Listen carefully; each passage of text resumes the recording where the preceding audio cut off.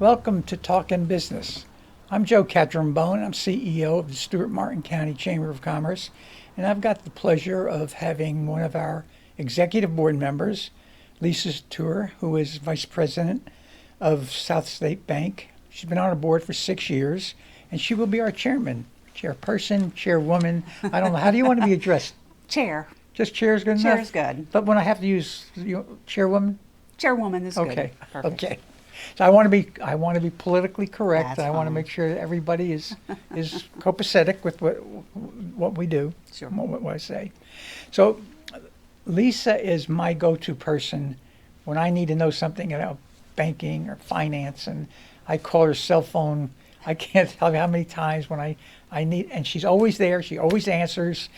It's never a call back, and I'm so thankful for that, because there's a lot of times I'm pressed for an answer right away, and when I know I need an answer right away, I know there's people I can go to and get one, and Lisa's one of them, and I'm so happy Thank you. to have you, and we've had you on our board, and I've used you and your knowledge extensively, and your bank also. Fantastic. Over the years, so thank you for that.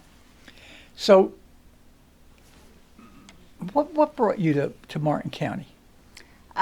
Well, going back many years ago, I moved here, personal relationship, ended up getting married and moving to the Treasure So you were Coast. single when you moved here? I was. Oh, yeah. And so I was brand new to the area, but I've grown up and born and raised in the state of Florida, so it wasn't anything that was, unusual for me or too far out of the area. So I came here and started working right away. In Martin County in Stewart in banking? In banking, yeah.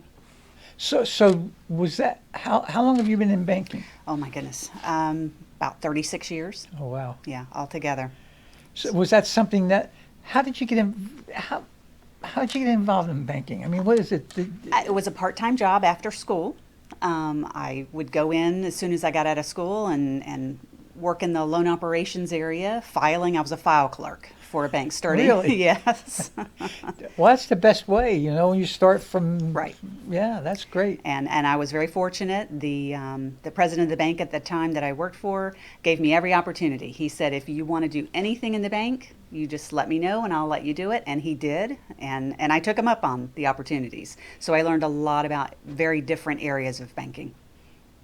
And you've learned it well, obviously. I have. I've done well. It's been a good career. It's a very, very good career.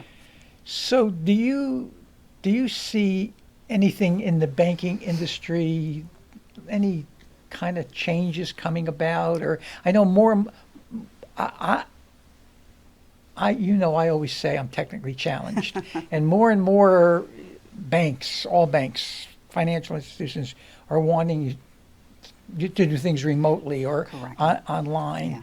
Yeah. Do you see a day when there's not going to be really a branch or people? We've talked about that a lot because you do see most of the banks going in heavy into technology, which is important because that is where our world is going. Technology is key. You can't operate without some level of technology in your life. So really the generations are moving into that. However, at the same time, what we have learned is that people still need to interact. You still need to have somebody to talk to. You still need to sit down. And a lot of times, God, yes. honestly, most of our customers that come in sometimes just want to talk. And they want somebody to talk to. It's almost a little bit more of it's like a social event. A social event, exactly. But there's a comfort in that, knowing that you've got somebody that can give you some guidance and some direction. Yeah. So, yes, there may be, in the future, fewer or smaller locations and branches as the technology becomes more comfortable for the generations. But I think there will always be a location for somebody and somebody to be able to interact with. Well, I'm not one to go into a bank lobby. I go through the drive-in. Right. But I'm interacting with the Sure. who's ever in the tellers, window. yeah. Yeah. So it's interesting though. As I say, almost, and you can't, as you can't call anywhere without going through a process. Right. So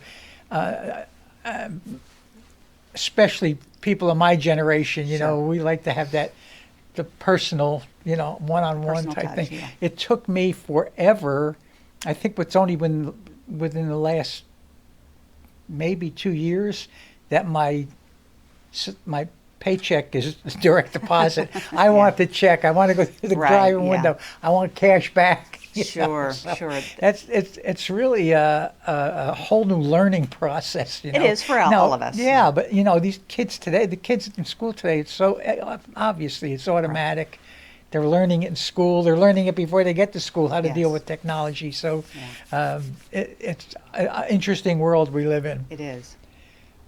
So what services, tell me what others, we think of a bank, okay, Right. I have a checking account, savings account. What other services do you provide as a banker? So my particular position is commercial lending. So I provide business loans, small business loans, commercial real estate loans, SBA lending. So we provide basically all the same services, the accounts, treasury management services, cash management services, investment services. We have an investment area. So we really do provide a lot of the variety of services that you need. We can handle international transactions. We have the branches locally throughout the state. We go from the Keys in South Florida all the way up into Virginia. So we're in Georgia, Alabama, South Carolina, North Carolina, and Wow, really? yeah. So you can go to a bank in North Carolina and see your account that you opened up in Palm City or Stewart here Wow. locally. So it's the same thing. So we're sort of a southeast regional bank.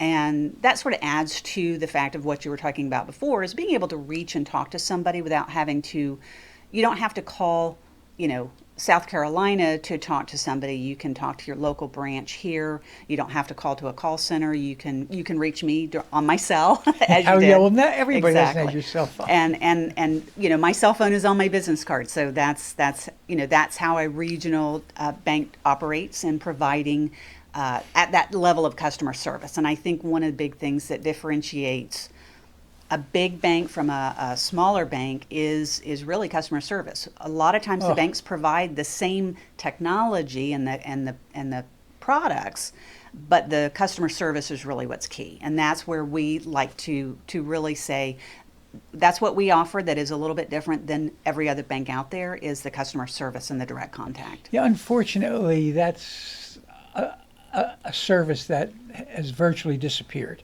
Yes. And mainly because of technology. Correct. There's not that personal Right. one-on-one. So as a result of that, there's no need for customer service because people are doing it Right.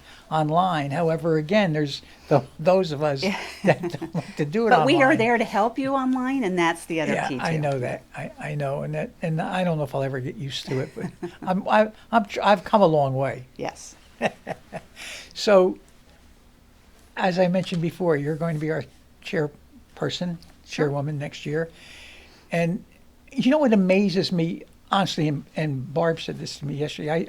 We were having breakfast, and I said, Kelly's amazing. I said, She is. she said, you say that about every one of your chairmen. I said, I do, and it's amazing because you have this great chair, and you say, how is anybody ever going to fill their shoes? And boom, it happens. Yeah. And so, and there's no doubt in my mind you're going to be my best chair next year. So I hope so.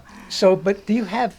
And everyone sort of has a different, like, I remember Janice Norman when she became chair. She wanted to bolster up the trustee program. We Sure. really were kind of just a fledgling thing. And look at, I think we have 80 trustees today, or whatever it is. So, do you have any area that you want to address, or ideas you may have to bring to the chamber as Sure. chair? So I've been thinking about that and trying to, do something a little bit different. Maybe get the business community and our board involved in sort of a little bit more of the charitable type activities. So on our board, we have charities. We have United Way is on our board. So what I was thinking about doing that would be fun, but would also probably challenge the board members and for the community is doing some sort of a retreat where we are involved in some sort of a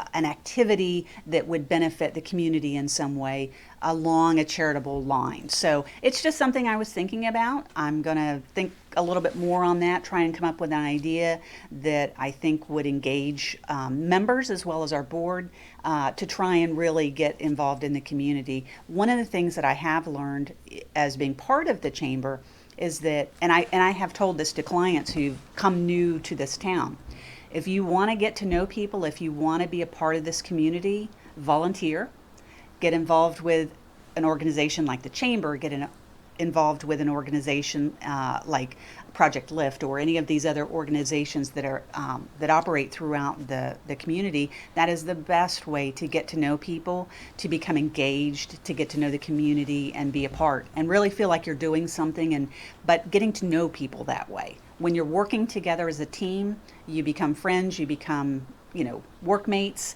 It really is a wonderful. Yeah, and that is always, I think, any chamber exec's goal is to get everybody working together towards the same goal, whatever it may be. So Exactly. That's a great idea. And so when you say a retreat, or we normally do. We used to years ago. We used to go away. Sure. The board would go away. We'd go up down to Palm Beach or up to Brevard County somewhere and have a weekend, and the spouses would come and we all got to know each other. It turned out to be, first of all, very expensive. Sure.